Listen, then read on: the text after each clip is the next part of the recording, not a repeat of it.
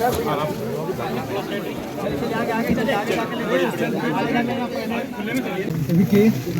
से सामने से ऐसे कर दो ना, आ जाओ कैसे तुम्हें। हाँ उसके बाद भी जो भी होगा हमको बता दें। सर, शहीद चंदन के पैतृक गांव आप आए हुए हैं, बिहार सरकार का जो है एक भी ट्वीट नहीं आया। जैसा कि घर का स्थिति आप देखें, आपकी तरफ से क्या कुछ मदद किया जाएगा? देखिए, हमारी मदद की सीमाएं हैं, पर बिहार सरकार की कोई सीमा नहीं है।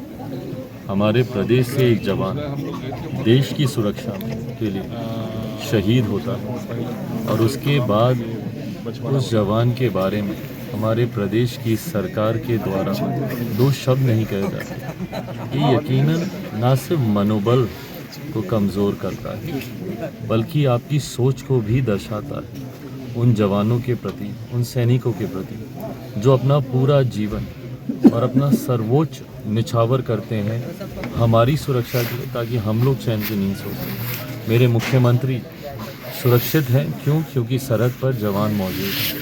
ऐसे में जब आप ही के प्रदेश का एक जवान शहीद होता है, ना आप आना ज़रूरी समझते हैं, ना उनके बारे में कुछ कहना ज़रूरी समझते हैं। और तो और एक शहीद जवान का परिवार किन परिस्थितियों में रह रहा है, अगर वो आते देखते तो संभवतः उनको समझ में आता कि एक जीवन को इतने कष्ट, इतनी पीड़ा में गुजारना कितना कठिन है। सर्द के समय में एक टिन की छत, मेरे मुख्यमंत्री अगर अपने राजमहल से बाहर निकलते तो शायद उनको समझ में आता कि इस सर्दी के मौसम में टिन की छत के नीचे रहना कितना कठिन होता है, कितना मुश्किल होता है। बहरहाल स्थानीय प्रशासन से अभी मैंने बातचीत, उनसे मैंने आग्रह किया कि अगर संभव हो तो प्राथमिकता में कम से कम इसको प्रधानमंत्री आवास योजना के तहत इसको लिया जाए और घर को जल्द से जल्द पक्का बनाया जाए। डीएम साहब ने कोई बहुत ज़्यादा आश्वासन नहीं दी, वो योजनाओं का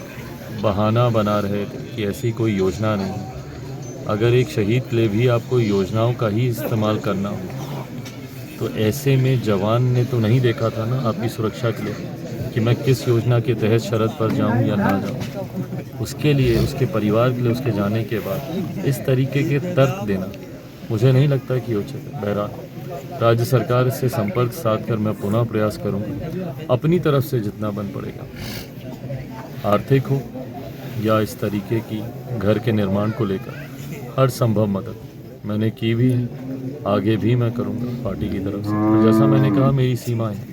राज्य सरकार चाहे तो बहुत सी चीज़ों को तत्काल प्रभाव से कर सकती है, पर वो नीयत इस सरकार की नहीं है। योगी की सरकार देखा गया सर कि यूपी में या फिर उत्तराखंड में जो है आर्थिक मदद भी किया गया, उनके नाम से रोड भी किया गया, शहीद के नाम से नौकरी दिया गया। क्या कहेंगे सर? बिल्कुल ये होना चाहिए और ये एहसान नहीं है किसी पर। वो इस सम्मान के हकदार हैं जिन्होंने बिना कुछ सोचे समझे अपना सर्वोच्च हम लोगों के लिए निछावर किया। कम से कम उनके जाने के बाद हम इतना तो कर ही सकते हैं। आज उनके बुजुर्ग पिताजी हैं, कम से कम हम लोग इतना तो कर सकते हैं कि इस उम्र में इनको अब आगे किसी तरीके का कोई कष्ट ना हो, कोई कठिनाई ना हो, उसकी व्यवस्था कम से कम सरकार कर सके। उत्तर प्रदेश की सरकार ने किया है, कई और सरकारें हैं जो ऐसा करती हैं, कई और ऐसे राज्य हैं जहाँ के मुख्यमंत्री इन बातों की चिंता करते हैं। और अफसोस यही है कि मेरे मुख्यमंत्री की चिंताएं अलग हैं, अपनी महत्वाकांक्षाएं अलग हैं, पर बिहार से कोई शहीद हो जाए ये लेकर उनकी प्राथमिकता में भी नहीं। युवाओं के चहेते हैं चिराग पासवान, इतना लेट कैसे हो गया? हमारी पार्टी की तरफ से जिस दिन ये जानकारी मिली, ना सिर्फ मैं परिवार के संपर्क में था, उनके भाई से मेरी बातचीत हुई, तो उस दिन भी कुछ और भी कठिनाइयाँ परिवार के सामने आ रही थी। उसको भी जितना हो सका मैंने हल करने का मैंने प्रयास किया, गृह मंत्री, रक्षा मंत्री से बातचीत करके। बहरहाल मेरा प्रयास कभी भी आकर सिर्फ अपनी उपस्थिति दर्ज कराना नहीं है। कई ऐसे कार्य हैं जो आप पर्दे के पीछे रहकर भी आप परिवार को मदद पहुंचा सकते हैं, जो इस प्रकरण में भी मैंने करने का प्रयास किया। हाँ, तो हम कह रहे थे डीएम साहब, हम यहीं पे आए हुए थे चंदन जी के घर पे जो जवान शहीद हुए हैं। हम ये इतना जानना चाह रहे थे, जैसे इनका घर अभी एकदम कच्चा है, टिन की छत डली हुई है, कम से कम हम एक शहीद परिवार के लिए इतना तो हम लोग करवा ही सकते हैं प्रशासन से कि इनका घर पक्का करवा दिया जाए।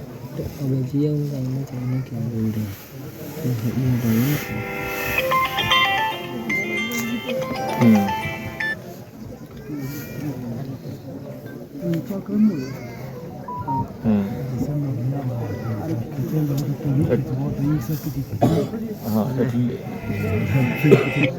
एटलीस्ट प्रायोरिटी में नहीं कुछ हो तो हम लोग प्रधानमंत्री आवास के तहत भी इसको प्रायोरिटी में डलवा सकते हैं।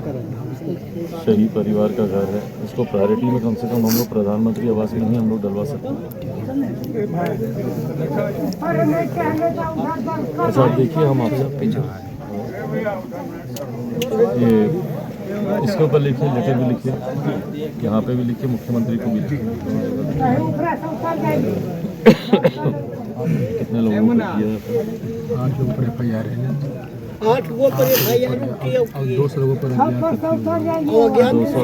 8 नामजद हैं, उसमें क्या अपने परिवार के भी किसी का? परिवार से है, कुछ जो आप नहीं रहते पतंग तैयारी करते उनका भी हो जाएंगे। हाँ।